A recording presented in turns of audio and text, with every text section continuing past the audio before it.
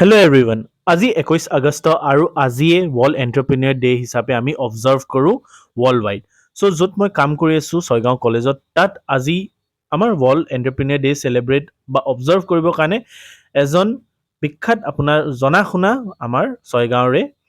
উদ্যোগপতি বা এজন এণ্টাৰপ্ৰিনিয়ৰক ইনভাইট কৰা হৈছিল আজি আমাৰ উদ্যোগপতিজন বা এণ্টাৰপ্ৰিনিয়ৰজন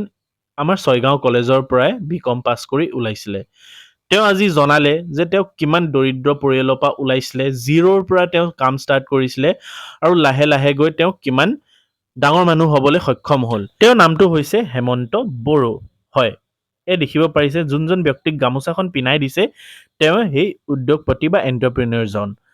আজি তেওঁৰ ভাষণ শুনি এনেকুৱা অনুভৱ হ'ল যে ময়ো এজন উদ্যোগপতি হৈয়ে যাওঁ নেকি ইমান সৰজ সৰল ভাৱেৰে তেওঁ বুজাই দিলে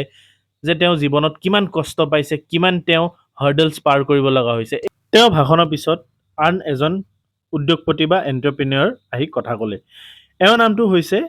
মিষ্টাৰ সুশীল ৰাভা তেওঁ এজন উদ্যোগপতিয়ে নহয় লগতে তেওঁ এজন বডি বিল্ডাৰো আৰু ৰিচেণ্টলি তেওঁ মিষ্টাৰ অসমৰ টাইটেলটো ল'বলৈ সক্ষম হৈছে এওঁৰ ভাষণটো শুনিও বহুত মৰম লগা মানুহজন যিমান মস্ত কিন্তু কথাবিলাক সিমানেই মৰম লগাকৈ কৈছে তাৰপিছত আহিলে আমাৰ এছিষ্টেণ্ট প্ৰফেচাৰ ভূপেন ৰাভা ডাঙৰীয়া তেওঁ আমাৰ কলেজৰ একাউণ্টেঞ্চি ডিপাৰ্টমেণ্টত কাম কৰে আৰু তেওঁ নিজৰ বিজনেছ বা ব্যৱসায়ৰ অভিজ্ঞতাটো জনালে আৰু লাহে লাহেকৈ আমাৰ অনুষ্ঠানটো শেষৰ পেলে আহিল আৰু এনেকৈ আমি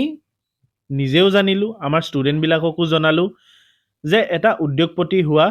কিমান কষ্টদায়ী কাম আৰু কিমান দৰকাৰী এই সমাজৰ কাৰণে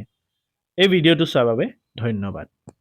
আৰু আশা কৰোঁ যে আমাৰ অসমৰ পৰা একোটাকে এণ্টাৰপ্ৰিনিয়ৰ ওলাই থাকক আৰু আমাৰ অসমখন আগবঢ়াই নিয়ক